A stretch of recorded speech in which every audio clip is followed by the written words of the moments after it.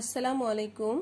পঞ্চম শ্রেণীর প্রিয় শিক্ষার্থীবৃন্দ, আশা করছি সবাই ভালো আছো। গত ক্লাসের পড়াগুলো ভালো মতো সম্পন্ন করেছো। আর আজকে আমরা পড়ব নতুন পাঠ 8-এর অধ্যায় 8-এর পাঠ 3। তো এই অধ্যায়টাতে আমাদের 3টাই পাঠ আছে। আমরা চলো বইটা সবাই খুলছি, তোমরা সবাই বইটা খুলো। আজকেই আমাদের এই অধ্যায় শেষ হয়ে যাচ্ছে। তো কারো কোনো সমস্যা থাকলে, এই অধ্যায়ের উপর কারো কোনো সমস্যা থাকলে, বুঝতে অসুবিধা হলে বা কিছু জানার থাকলে আমাকে ক্লাসে তোমরা অবশ্যই বলবে। তো আমরা পড়া যাচ্ছে। দেখো, অধ্যায় 8-এ পাঠ 3-এ আছে নারী নির্যাতন। আমরা এই অধ্যায়টাতে পড়ছিলাম নারী ও পুরুষের সমতা নিয়ে।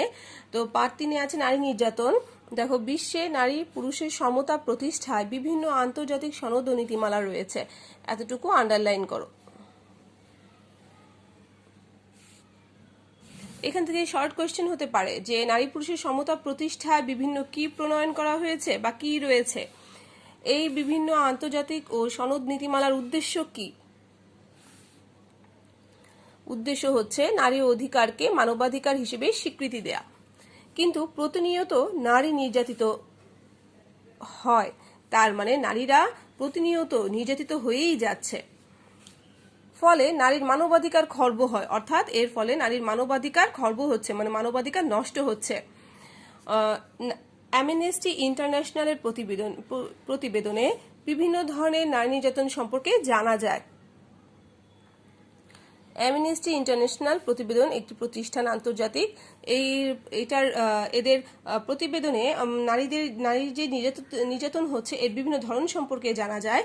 যেমন নারীদের অ্যাসিড ছুঁড়ে মারা, অর্থাৎ তোমরা টিভিতে বা অনেক জায়গায় বা আশেপাশে শুনে থাকতে পারো যে নারীদের মুখে অ্যাসিড ছুঁড়ে মারে দুর্বৃত্তরা। এর ফলে নারী কিন্তু এটি কিন্তু একটি নারী এভাবে নির্যাতনের শিকার হচ্ছে। সেই নারীটি কিন্তু সমাজে বিভিন্নভাবে মানে হেয় প্রতিপন্ন হয়। তারপর তার কিন্তু মানসিক শারীরিক যে ক্ষতিগ্রস্ত, সেটার পাশাপাশি সে মানসিকভাবেও ক্ষতিগ্রস্ত হয়। এরপরে আছে যৌতুকের দাবিতে নির্যাতন ও হত্যা।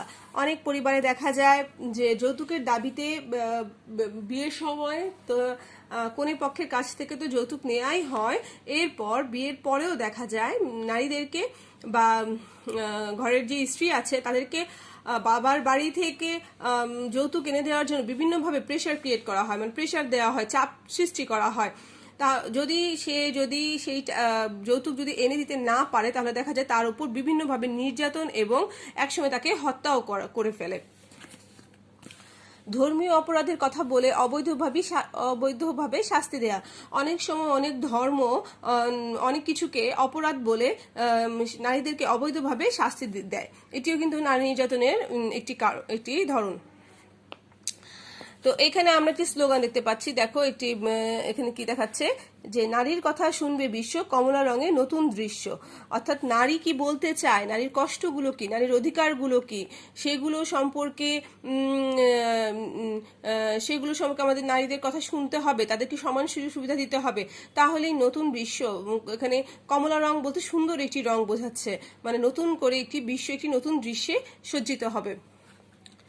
আন্তর্জাতিক নারী নির্যাতন প্রতিরোধ পক্ষ 2018 25 নভেম্বর থেকে 10 ডিসেম্বর নারী ও কন্যা শিশুর প্রতি সকল প্রকার নির্যাতন প্রতিরোধ ও নির্মূল করতে হবে। বাংলাদেশ মহিলা পরিষদ। আচ্ছা, এটা একটি স্লোগান দিচ্ছ না, নারী নির্যাতন প্রতিরোধে। এবার দেখো, যৌতুকের জন্য নারীরা নির্যাতিত হচ্ছে। এই কারণে সমাজে অনেক নারীকে বোঝা হিসেবে গণ্য করা হয়। অনেক ক্ষেত্রে পরিবারের বিনা অনুমতিতে মেয়েদের বাড়ির বাইরে যেতে বা কারো সাথে মিশতে পারে না। এতে পরিবারের সুনাম নষ্ট হয়েছে বলে ধরে নেওয়া হয়। নারী নির্যাতনের কারণে মেয়েদের শিক্ষা, বাইরে কাজের দক্ষতা ও সুযোগ ক্ষতিগ্রস্ত হয়।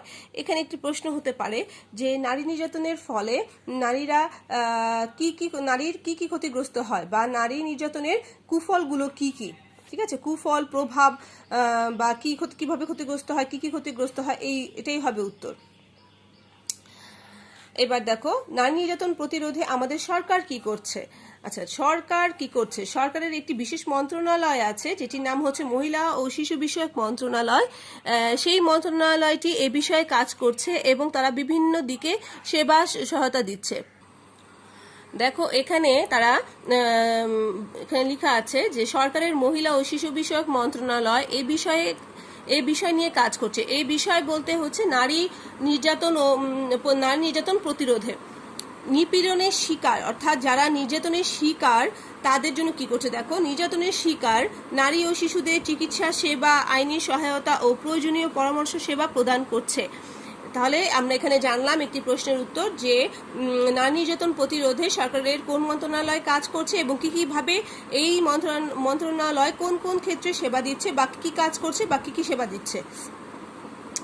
এছাড়াও নির্যাতন দমনের জন্য 2011 সালে জাতীয় নারী উন্নয়ন নীতি প্রবর্তন করা হয়েছে। এখান থেকে একটি প্রশ্ন হতে পারে যে জাতীয় নারী উন্নয়ন নীতি প্রবর্তন করা হয়েছে কেন? তখন হবে নির্যাতন দমনের জন্য। আর যদি বলে কত সালে, তাহলে 2011 সালে। হ্যাঁ, আবার অনেক সময় দুইটা একসাথেও আসতে পারে, কত সালে এবং কেন। তো তুমি তখন এই লাইনটা লিখে দিলেই হবে। তারপরে দেখো, এই ধরনের নির্যাতন নিপীড়ন প্রতিরোধে সামাজিক মূল্যবোধের উন্নয়ন জরুরি। সামাজিক মূল্যবোধ অর্থাৎ তোমার আমাদের সমাজের যে মূল্যবোধ আছে, নারীদের প্রতি যে দৃষ্টিভঙ্গি, যে চিন্তা ভাবনা, যে আচরণ, সেগুলোর উন্নয়ন করতে হবে। আমরা যদি নিজেদেরকে নিজেরা পরিবর্তন করতে না পারি তাহলে কিন্তু কোনো কিছুই, কোনো আইন বলো, কোনো নিয়ম বলো, কোনো কিছুই কিন্তু সেই অবস্থার উন্নয়ন ঘটাতে পারবে না। এজন্য সবার আগে আমাদের নিজেদেরকে পরিবর্তন করতে হবে, আমাদের মূল্যবোধের উন্নয়ন করতে হবে। ঠিক আছে, এই ছিল আমাদের এই পাঠ পড়া। আমরা এখন কাজে যাচ্ছি। এখানে যে কাজগুলো দেয়া আছে, কতে আছে, পাশের পৃষ্ঠার পোস্টারটি দেখে আলোচনা করো। ছবির মানুষগুলো কি অর্জন করতে চায়? ছবির মানুষগুলো কি অর্জন করতে চায়? এটা তো নিশ্চয়ই তোমরাই বলতে পারছো যে ছবির মানুষগুলো, এখানে যে ছবিটি আছে পাশের, আমরা বলতে পারি যে পাশের পৃষ্ঠায় অর্থাৎ পাঠ্য বইয়ের যে পাশে যে 68 পৃষ্ঠায় যে ছবির মানুষগুলো আন্তর্জাতিক নারী নির্যাতন প্রতিরোধ পক্ষের মাধ্যমে নারী ও শিশুর প্রতি সকল অন্যায়, অবিচার ও নির্যাতন বন্ধের মাধ্যমে নারী ও পুরুষের সমান অধিকার অর্জন করতে চায়। অর্থাৎ তারা নারী নির্যাতন দমন করে নারী ও পুরুষের সমান অধিকার চায়।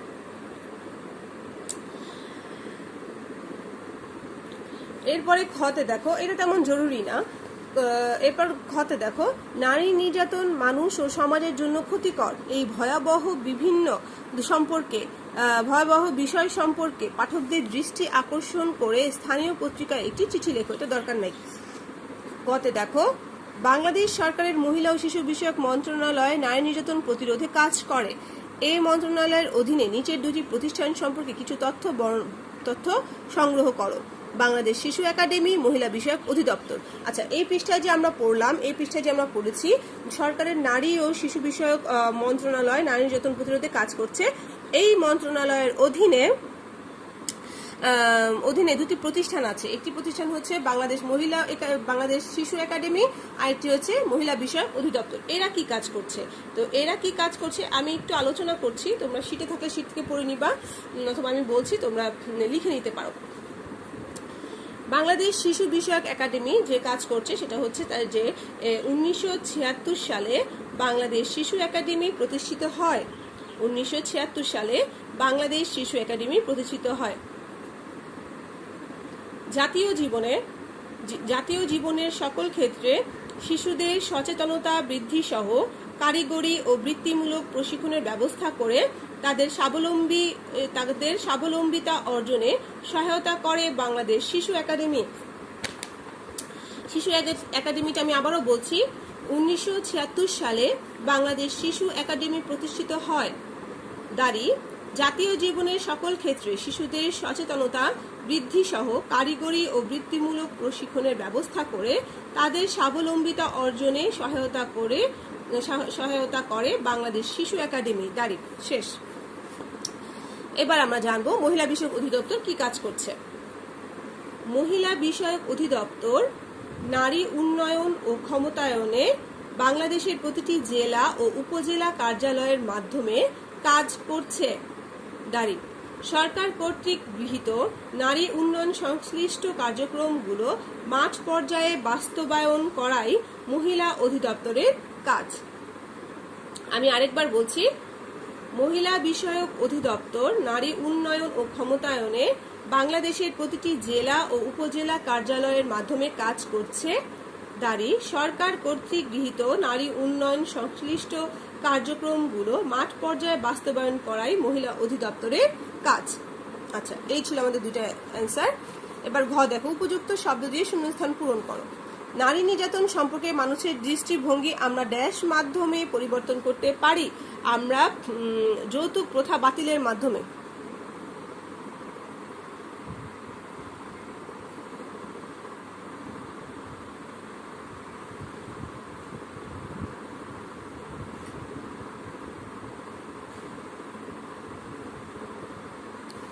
দেখো, নারী নির্যাতন সম্পর্কে মানুষের দৃষ্টিভঙ্গি আমরা যৌতুক প্রথা বাতিলের মাধ্যমে পরিবর্তন করতে পারি। অর্থাৎ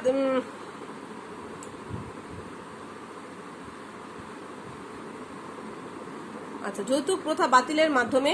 আর আমরা ইচ্ছে করলে এখানে এটাও লিখতে পারি সামাজিক মূল্যবোধের উন্নয়নের মাধ্যমে। হ্যাঁ, দুইটাই হবে, যৌতুক প্রথা বাতিলের মাধ্যমে অথবা সামাজিক মূল্যবোধের উন্নয়নের মাধ্যমে। সবাই লিখে নাও। আচ্ছা, এখন আমি অধ্যায় 8-এর পাঠ 3 থেকে, মানে যে পাঠটা আমরা পড়লাম সেটা থেকে আমি কিছু প্রশ্ন দিয়ে দিচ্ছি, তোমরা একটু দ্রুত লিখে নাও। আর এগুলোর উত্তর আমি বলে দিয়েছি, যেটার উত্তর আমার লিখে দেওয়া প্রয়োজন আমি সেটা লিখেও দিব। দেখো, 1 নম্বর প্রশ্ন আছে, দুটি নারী নির্যাতনের উদাহরণ দাও। দুটি নারী নির্যাতনের উদাহরণ বা নারী নির্যাতনের দুটি ধরন লিখো। নারী নির্যাতনের, এটি সুন্দর হচ্ছে না, নারী নির্যাতনের দুটি ধরন লিখো। দুটি ধরন, নারী নির্যাতনের দুটি ধরনের উদাহরণ দাও। তাহলে তুমি এখানে এক্ষেত্রে তুমি লিখতে পারো নারীদের এসিড ছুঁড়ে মারা, যৌতুকের দাবিতে নারীদের নির্যাতন ও হত্যা। আমাদের সমাজে অনেকে মেয়েদের বোঝা হিসেবে গণ্য করে কেন? আমাদের সমাজে অনেকে মেয়েদের বোঝা হিসেবে গণ্য করে কেন? দেখো, এটার উত্তরটা আমি লিখে দিয়েছি। এটার উত্তরটা আমি লিখে দিয়েছি, তোমরা এভাবে লিখে নাও। আমাদের পুরুষতান্ত্রিক সমাজ ব্যবস্থায় মেয়েদের প্রতি নেতিবাচক মনোভাব প্রকাশ করা হয়, আর এই নেতিবাচক মনোভাবের দরুন আমাদের সমাজে অনেকে মেয়েদের বোঝা হিসেবে গণ্য করে। আচ্ছা, তোমরা আরেকবার দেখে নাও, আমি দেখাচ্ছি।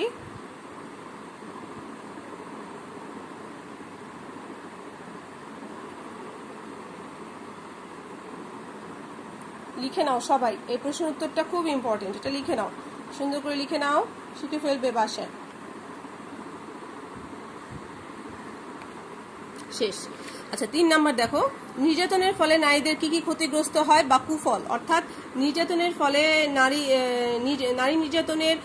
নির্যাতনের কুফল লিখো, বা নারী নির্যাতনের ফলে নারীদের নারীরা কিভাবে ক্ষতিগ্রস্ত হচ্ছে। একই বিভিন্নভাবে ঘুরিয়ে আসছে প্রশ্নটা, কিন্তু উত্তর হবে একই। নারী নির্যাতন প্রতিরোধে সরকারের কোন মন্ত্রণালয়ে কাজ করছে? এই মন্ত্রণালয় কি কি সেবা প্রদান করছে? কত সালে এবং কেন জাতীয় নারী উন্নয়ন নীতি প্রবর্তন করা হয়? নারী নির্যাতন প্রতিরোধে কি উন্নয়ন জরুরি বা কিসের উন্নয়ন জরুরি? নারী নির্যাতনের ফলে কোনটি খর্ব হয়? নারী নির্যাতনের একটি কারণ লেখো। একটি কারণ হচ্ছে যৌতুকের দাবিতে নির্যাতন। আচ্ছা, সবাই একটু লিখে নাও প্রশ্নোত্তরগুলো, আমি ক্যামেরা ধরছি, তোমরা একটু সবাই প্রশ্নোত্তরগুলো লিখে নাও।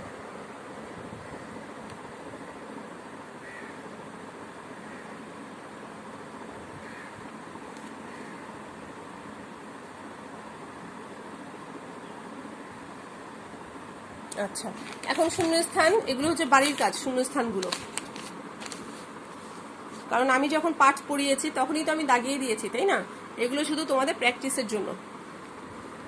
শূন্যস্থান পূরণ।